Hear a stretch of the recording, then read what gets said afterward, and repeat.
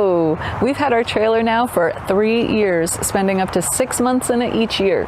We've had a lot of time to figure out what we like and what we don't like, and make a few changes. We've also had to make a few repairs here and there. So here's the complete list: 20 upgrades, modifications, and repairs we've done on our travel trailer. We took delivery of our trailer in August 2020, just after moving to Hope. At that time, it was 4 years old, but in nearly new condition, as it seems the previous owner just didn't use it that much. At the time, we knew next to nothing about trailers, but that didn't stop us from hitching up and traveling 4,395 kilometers across Canada to spend 2 months with our friends and family in Ontario. We very quickly discovered that the single lead-acid battery was not ideal for boondocking, and realized if we were going to pursue our dream of snowbirding down south the following winter, we'd need some upgrades. That brings us to item number 1, solar panels. After using our loud, smelly generator on our cross-Canada trip, we're really disturbing the peace and tranquility of this spot.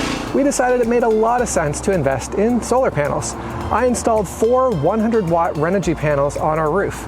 There's room for more, but 400 watts turned out to be a good amount for our needs. We'll leave a link to the video where I installed them. Shortly thereafter, modification number 2 was to remove the bar fridge from our outdoor kitchen. An outdoor fridge is great if you're plugged in at an RV park and set up for a weekend of partying. But for us, it's more valuable to save that space for storage. It ended up being the perfect place for our Starlink and outdoor rug and barbecue.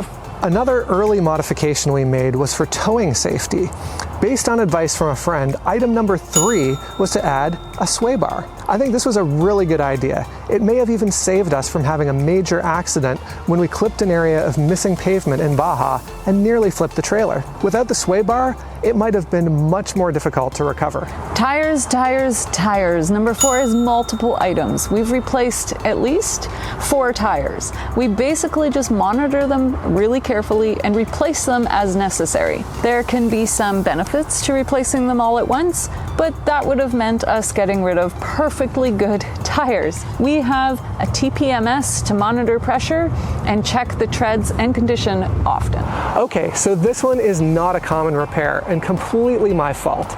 Item number 5 was replacing our roof. Early in our camping experience, I clipped a low-hanging tree coming out of a provincial park, which tore a very small hole in the roof. This went undiscovered throughout an entire rainy season, and water leaked in, damaging one of the wooden boards that make our walkable roof. Thankfully, the water didn't get any further, but nonetheless, it required replacing that board and replacing the entire rubber roof covering, a very big job. Needless to say, we do very frequent roof inspections now.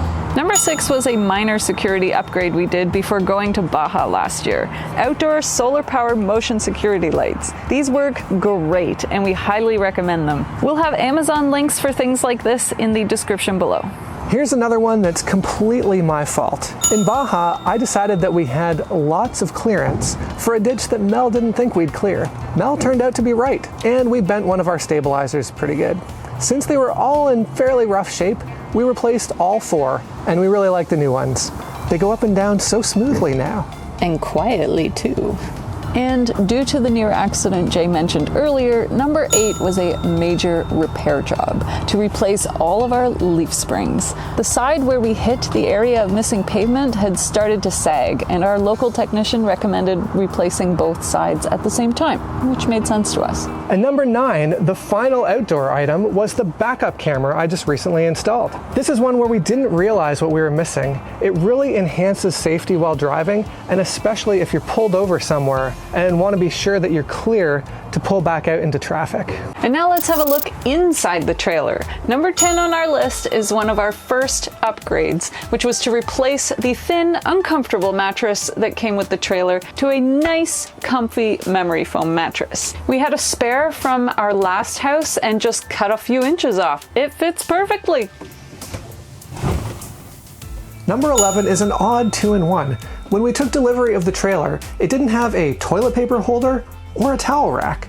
We found that really strange, so we added both. We kept the television in for a while, but we found we really didn't use it all that often. Modification number 12 was to take it out and repurpose the area as a command center, where we have some nice art, a clock, and a spot to put pens, papers, and other things we need quick access to. This was a controversial one that I wasn't on board with at first, but eventually warmed up to. For number 13, Mel removed the valances covering the tops of the windows in the dinette. In the end, I have to agree, it opens up and brightens the area, so overall, a good choice. But we did keep them just in case the next owner prefers to have them. Back in the bathroom, number 14 was a triple upgrade where we replaced the ugly and mismatched faucets with these nice ones we found on Amazon. We also replaced the shower head, which now has more pressure and conserves water. Installing those solar panels on the roof led to item number 15, lithium batteries, 200 amp hours worth. They can store way more power than the lead acid battery we originally had, so we can keep using all our electronics well into the night and on cloudy days. We have a video all about this that we'll link to. That also led to number 16, putting in a small inverter so we can plug in 110-volt appliances when we're not plugged into shore power. Also electrical related, number 17 was a repair item where we had to replace our failing converter. I did a whole video about that as well. For number 18, I replaced all the dinette cushion covers. I did a video about that too. So many videos. Finding stuff in the cupboards was often difficult since it's a bit dark in there. So for number 18, we added some lights.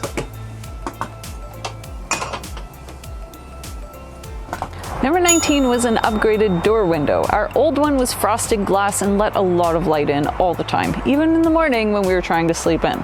So we got this one with a nice shade. And finally, number 20, after having so many issues with our slide, an RV tech finally realized that one of the motors needed replacement. That made it work so much better. And as part of this, I also had to do some minor repairs to the slide track.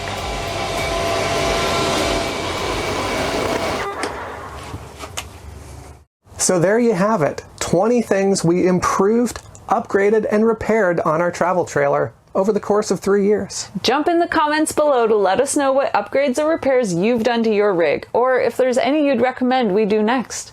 In the meantime, we'll see you next week. Bye! Another early modification we made was I'll start again.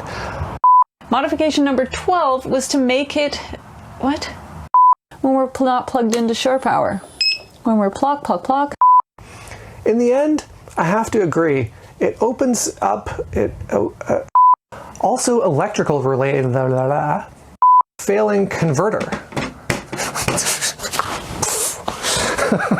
Make sure you don't miss the next video by liking, subscribing, and turning on notifications. Oh, and don't forget to check out our website and sign up for our weekly email blast. Thanks for joining us, and we'll see you in the next one.